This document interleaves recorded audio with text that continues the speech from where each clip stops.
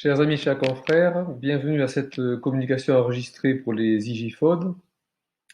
Comme vous le savez, la coloscopie est un examen majeur pour la prévention, le dépistage et le diagnostic des lésions colorectales. Il s'en pratique 1,5 million en France chaque année, selon les statistiques de la SFED reprises par le livre blanc. Tout doit donc être mis en œuvre de manière approfondie pour un examen de grande qualité, garantissant aux patients à la fois performance, sécurité et confort, et limitant au maximum les risques d'erreur ou d'omission.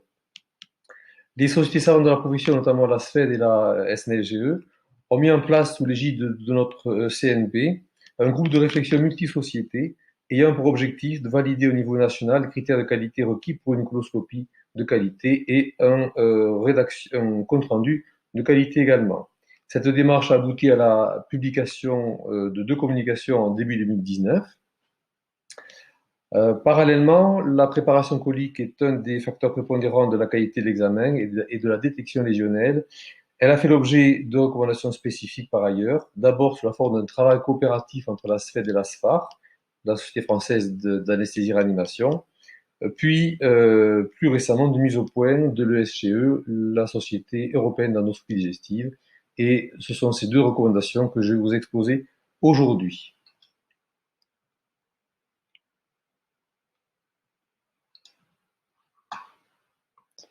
Petit problème de... Voilà, mes liens d'intérêt. La problématique principale de la coloscopie et de sa qualité, c'est le cancer d'intervalle. Il y a deux définitions. La classique, qui est l'apparition d'un cancer 3 à 5 ans après une coloscopie considérée comme normale, et la définition plus récente, qui nous interpelle encore davantage, qui est l'apparition d'un cancer avant la date prévue pour le prochain contrôle, d'où l'importance de celui-ci. On estime que 4 à 5% des cancers colorectaux sont des cancers d'intervalle, ce qui, compte tenu du nombre d'examens effectués en France et de l'incidence du cancer colorectal, permet d'estimer le risque individuel à environ 0,14%. C'est une donnée que vous pouvez transmettre à vos patients. Les recommandations européennes sont une actualisation des recommandations de 2013. Elles reposent sur une mise à jour de la littérature entre 2014 et 2019. C'est un travail relevant d'un groupe d'experts et chaque affirmation est se voit attribuer une double notation semi-quantitative. D'une part, la force de la recommandation, qui est classée entre faible, moyenne et forte, qui reflète la conviction des experts, et la quality evidence, qui est elle aussi classée en 3 paramètres, et qui est plus le reflet du niveau de preuve et de la pertinence scientifique. Les recommandations de la SFED reprennent pour l'essentiel celles du consensus européen, avec 7 domaines de preuves classés en critères majeurs susceptibles d'être obtenus immédiatement et critères mineurs qui peuvent faire l'objet d'une validation ultérieure. Pour plus de commodité, je vais vous présenter ici maintenant les critères classés en pré, per et post-procédure. Les critères pré-procédure concernent tout ce qui a lieu en amont de l'examen lui-même et c'est essentiellement la consultation préalable. Celle-ci est indispensable pour de nombreuses raisons. Valider l'indication de l'examen tout d'abord, notamment dans le cadre des suivis après polypectomie. Identifier les comorbidités et le contexte familial, car des fois il faut savoir renoncer à un examen en ambulatoire et le prévoir en hospitalisation.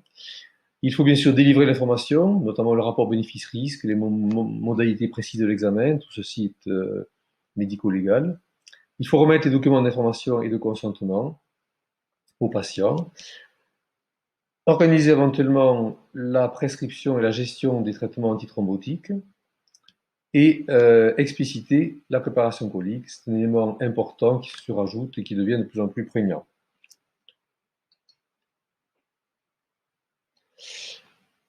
Bien sûr, la préparation colique est un des éléments les plus pertinents de cette démarche et fort heureusement, nous avons dépassé en 2020 le stade du clistère.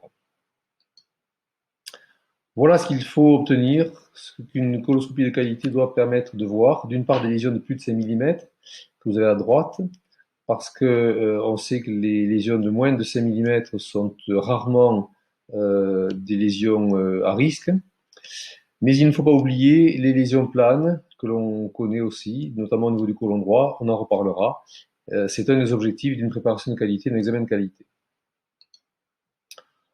La prise fractionnée est un des éléments les plus importants de la préparation colique.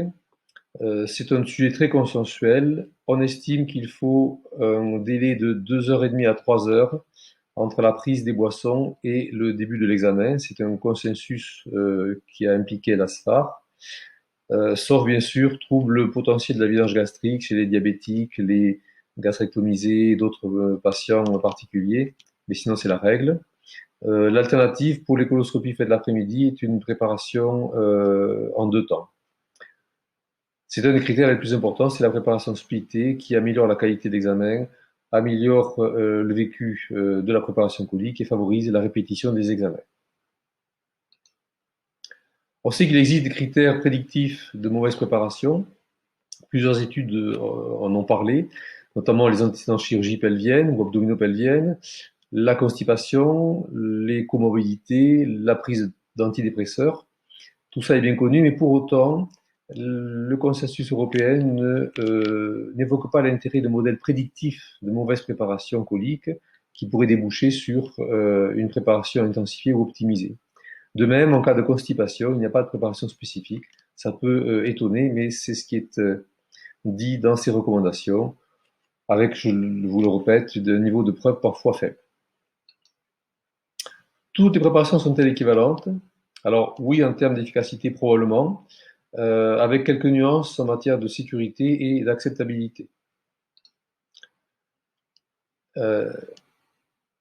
Les PEG classiques restent à l'affiche, restent utilisables. C'est eux qui ont probablement le meilleur rapport qualité-efficacité.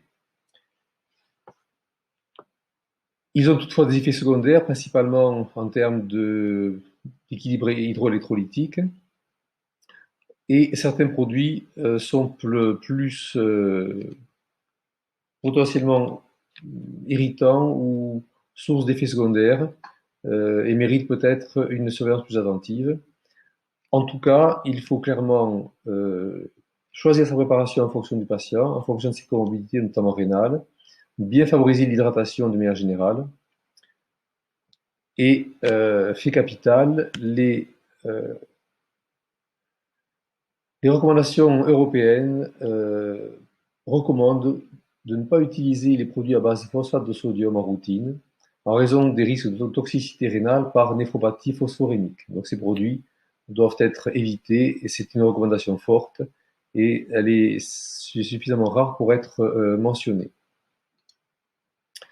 Les Mickey sont un cas particulier. Les recommandations sont de privilégier les PEG 4 ou 2 litres, mais ces patients sont des patients qui vont être amenés à avoir plusieurs coloscopies. Ils ont une tolérance qui est peut-être moins bonne à la préparation colique que les autres, et le consensus ECHO suggère de prendre en compte les préférences éventuelles tirées d'expériences antérieures, parce que le vécu de la préparation conditionne aussi sa qualité. Et je citerai juste l'étude de Clean, l'étude française, qui semble montrer un profil de tolérance, efficacité et sécurité optimal pour le picosulfate dans ce contexte-là.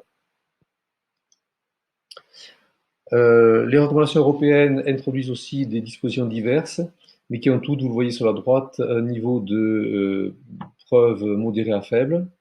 Le régime préalable, un jour suffit. Il est préférable, semble-t-il, à une diète hydrique. Expliquer la préparation avec des instructions renforcées, appels téléphoniques, SMS, est une bonne initiative et améliore le niveau de préparation.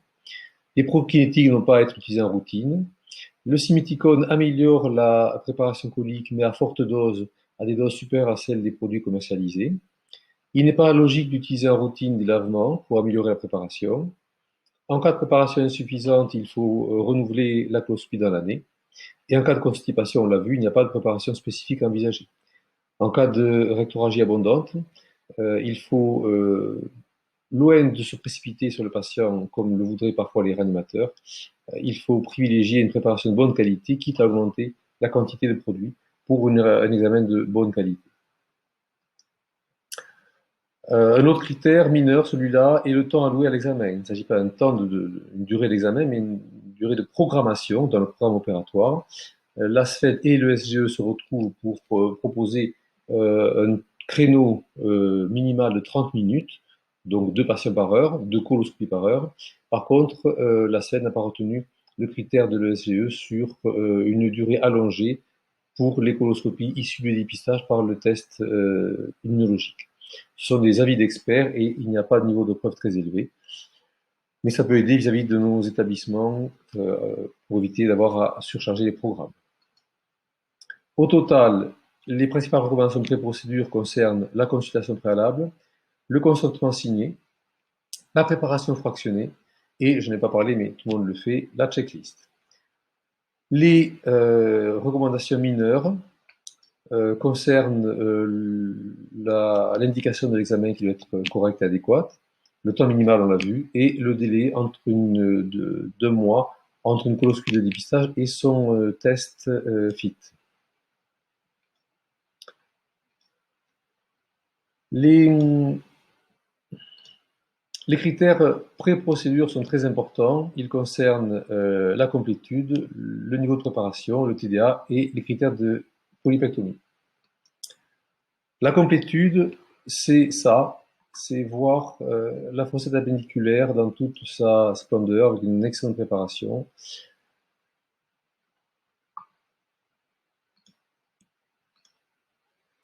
Donc c'est ce qui définit la coloscopie complète, c'est voir le sécom, son trépied appendiculaire. L'endoscope doit être à proximité de la fossette appendiculaire et l'autre critère, c'est l'intubation de l'iléon. Le taux de coloscopie complète doit être de 90% et tendre vers 95%, ce sont les recommandations de la SFED. Cette complétude mérite d'être documentée par une iconographie, donc prenez des photos de cette zone, et surtout il faut la mention en clair dans le compte rendu. Concernant l'autre extrémité, le rectum, il faut aussi un examen très attentif parce qu'une bonne partie des cancers d'intervalle, on le sait moins, peut siéger à ce niveau-là. Donc il faut, en début d'examen, un toucher rectal qui ne soit pas un simple lubrificateur, mais un examen exploratoire. Et la problématique de la rétrovision n'est pas tranchée, c'est laissé à l'appréciation de chacun. La qualité de la préparation doit être mesurée par un score, bien sûr. Le plus consensuel, le plus pratiqué en France, c'est le score de Boston. Vous le connaissez tous très bien, 3 segments. La SFED a élevé le niveau d'exigence avec un niveau de Boston supérieur ou égal à 7 et non 6 comme le consensus européen. Et pas de segment côté 1. Donc, si les critères ne sont pas réunis, il faut refaire l'examen. Le score de Boston supérieur à 7 doit représenter plus de 90% des procédures. Le score doit être marqué sur le compte rendu. Et bien sûr, critère mineur, il faut avoir accès systématiquement à une pompe de lavage. Le taux de détection des adénomes, tout le monde connaît ce critère, c'est le marqueur le plus pertinent d'une exploration attentive de la muqueuse et d'une coloscopie de qualité. Les travaux de Kaminski, dans un premier temps, ont montré qu'il y avait sans doute un seuil au-dessus de 20% de TDA, le risque de cancer d'intervalle diminue de manière significative. Ces travaux ont ensuite été complétés par ceux de Corley, qui lui montre qu'il y a en fait une linéarité et que globalement, 1% d'amélioration du TDA est prédictif d'une réduction de 3% du risque de cancer d'intervalle. Donc, tous ces éléments sont très factuels, très documentés, et ça reste l'élément central de la qualité per procédure, même s'il y a quelques imperfections, notamment le nombre et le type des polypes et des adénomes enlevés.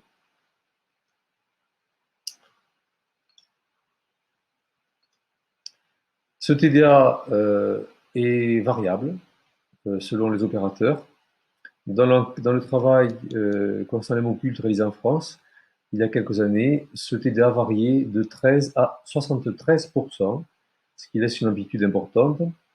Mais c'était pareil en Angleterre. Et sur la diapositive, sur le graphique de droite, vous voyez que les pays nordiques sont logés à la même enseigne. Il y a donc une grande variabilité individuelle et c'est ce qui fait dire à certains qu'il y a des marges de progression importantes et qu'il faut s'améliorer. Au total, pour le TDA, Le chiffre varie selon le contexte clinique. Pour un examen diagnostic standard, un TDA minimal de 25% est requis, parce que ce chiffre fait diminuer 80% le risque de cancer d'intervalle. Pour les coloscopies post-fit, on adopte les mesures, les recommandations américaines qui sont de faire un TDA de 45% minimum, mais dans les recommandations américaines, ce chiffre n'a un niveau de preuve extrêmement faible. Pour autant, c'est celui qu'il faut retenir. Élément très important, c'est un taux de détection moyen par opérateur et pas un TDA individuel par examen. Et il faut le mesurer, c'est la seule façon de connaître son niveau de performance, il faut le mesurer sur un effectif suffisant de patients, soit 60 coloscopies post-fit, et généralement les centres de dépistage peuvent vous communiquer ces données, soit sur des coloscopies diagnostiques, à base d'une centaine ou de 150 coloscopies successives, parce qu'il existe une corrélation entre les deux paramètres. Est-il possible d'améliorer le TDA? Oui, il est possible d'améliorer. On l'a vu, la préparation est un critère essentiel, elle est prépondérante. C'est grâce à une préparation de qualité qu'on peut voir des lésions de petite taille. Il y a ensuite le taux de détection, le temps de retrait, dont tu as beaucoup parlé, la qualité du matériel et l'apprentissage. Pardon, je me suis trompé. Voilà, le temps de retrait, il est clairement corrélé à, d'une part, le taux de détection d'un myome, et d'autre part, au risque de cancer colorectal d'intervalle. Là aussi, c'est un temps de retrait moyen, pas un temps de retrait individuel. Progressivement, un temps de retrait de 6 minutes est apparu comme un temps raisonnable pour effectuer une coloscopie de qualité. Mais l'ACED recommande de ne s'intéresser au TDR, au temps de retrait, que si son taux de détection est insuffisant, et il n'est pas nécessaire de le faire figurer obligatoirement sur le compte rendu. La technologie peut aider. Vous avez sur le tableau les recommandations européennes de 2016 et de 2019. Entre les deux, il y a une évolution des choses. La qualité de l'endoscope reste un élément important. Il faut utiliser des endoscopes d'autres définitions. Et les travaux de l'équipe lyonnaise ont bien montré il faut un saut de génération de 2 pour avoir une amélioration significative de la détection lésionnelle. L'utilisation des additifs à l'extrémité de l'appareil comme les add-on devices, les endocuffs, endorines, les capes, améliore la détection et semblerait surtout utile pour les détecteurs faibles. Entre les deux, chromoscopie virtuelle et chromoendoscopie ont un apport sans doute marginal. Comment améliorer son TDA? Eh bien, heureusement, l'apprentissage, l'amélioration des pratiques, la connaissance de son niveau, l'étude comparative par rapport aux autres permet de s'améliorer. C'est ce qu'a très bien montré Kaminski et son équipe en Pologne, où les 75% des gastroentérologues peuvent s'améliorer à condition d'avoir une formation théorique et pratique et de se motiver. C'est ce qu'on appelle le benchmarking. Un critère mineur important, qui deviendra sans doute de plus en plus important à l'avenir, c'est le taux de détection des polypes festonnés du côlon droit. Ce sont les images que je vous montrais au début, vous en avez deux magnifiques ici encore. Il faut que, un des objectifs actuels, c'est de détecter 1% de coloscopie avec ces polypes festonnés et d'arriver progressivement à un taux de 5%. Ça nécessite, vous le comprenez bien, une préparation de très grande qualité et un examen très attentif. La qualité de la polypectomie est tellement importante également, puisqu'on sait que des résections incomplètes peuvent être à l'origine de 20 ou 25% de cancer d'intervalle. L'étude CARE publiée en 2013 par Paul et son équipe montre que le taux global de résidus adénomateux aussi qu'une polypectomie est d'environ 10%, ce qui est important, et c'est d'autant plus important que le polype est de grande taille et qu'il s'agit d'un polype festonné. Il y a certes une variabilité individuelle très importante, mais ce sont des notions à garder en tête pour faire une polypectomie de grande qualité. Les recommandations sont d'utiliser principalement la lance froide pour les polypes jusqu'à 10 mm. La pince froide peut être utilisée pour les tout petits polypes de 1 à 3 mm. Et au-delà, bien sûr, on utilise l'anse diathermique pour les polypes pédiculés et la mucosétomie pour les autres lésions. En tout cas, plus de pince chaude, c'est formellement déconseillé en termes de risque de morbidité. La CED recommande que 80% des procédures de polypectomie se fassent selon ces critères à lance froide. Voici les recommandations per procédure que nous venons de voir. Le Boston, supérieur à 7, la Complétude, bien entendu, le TDA 25-45, et le choix de lance froide ou lance alternique pour l'exérèse des lésions polypoïdes. Parmi les critères mineurs, des endoscopes de génération récente, l'utilisation des pompes de lavage, le temps de retrait qui est obligatoire si votre TDA est inférieur à 25%, le taux de détection des polypes festonnés de 1%. Je ne l'ai pas dit ensuite, mais la récupération des polypes de plus de 5 mm est importante également. Et enfin, utiliser systématiquement la classification de Paris. En post-procédure, je serai plus rapide et succinct. Le critère majeur, c'est la surveillance appropriée après polypectomie. Il faut clairement indiquer à chaque fois possible sur le compte rendu et dans le courrier au médecin traitant l'échéance suivante. C'est facile quand on a un polype supracentimétrique ou plus de 3 polypes. Par contre, dans les autres cas, il faut effectivement donner cette information dès réception du compte rendu histologique. Parmi les critères mineurs, il y a l'obligation pour chaque centre de faire une RMM annuelle, une revue de morbimortalité pour expertiser les complications. Il faut pouvoir estimer les complications précoces, identifier lorsque le patient est présent dans le service, toute complication qui nécessite un second geste endoscopique, de la chirurgie ou une transfusion ou une hospitalisation. Et enfin, il faut aussi estimer le taux annuel de réadmission à J7 et J30. Le compte rendu est un élément capital. C'est un document à valeur médico-légale. Il fait partie intégrante du dossier médical. Il doit être bien rempli. Il doit contenir tous les éléments pertinents à la prise en charge du patient, notamment en cas de litige ultérieur. Il doit être descriptif, factuel, précis et refléter fidèlement le déroulement de l'examen. Donc il faut le rédiger avec le plus grand soin. Voici les éléments qu'il doit contenir. Parmi les éléments de pré-procédure, le respect des indications, donc bien donner l'indication de l'examen. Parmi les éléments de per-procédure, la qualité de la préparation, avec le score, la traçabilité de l'anesthésiste, la complétude avec une photo de documentation du SECOM, la description des lésions selon la classification de Paris, la technique de résection et, si le cas arrive, la complication et sa prise en charge. Parmi les critères de post-procédure, les recommandations pour le suivi et la prochaine échéance, à chaque fois que cela est possible. En conclusion, voici les éléments que je vous propose. La coloscopie demeure l'examen le plus performant pour l'exploration du côlon et du rectum, que ce soit pour le diagnostic, le dépistage, la prévention ou le traitement. La qualité de nos examens doit être une préoccupation permanente. Plus qu'une obligation de moyens, c'est devenu une obligation de résultat. La détection lésionnelle est au cœur de cette démarche. Les indicateurs les plus pertinents doivent faire l'objet d'une évaluation individuelle et, le cas échéant, de mesures d'amélioration des pratiques.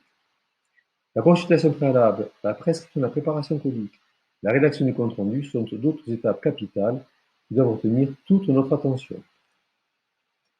En guise de post-conclusion, un élément d'optimisme raisonné. Ces deux courbes montrent que le taux de cancer d'intervalle a tendance à diminuer au fil des années, au fil du temps, preuve que nos pratiques s'améliorent.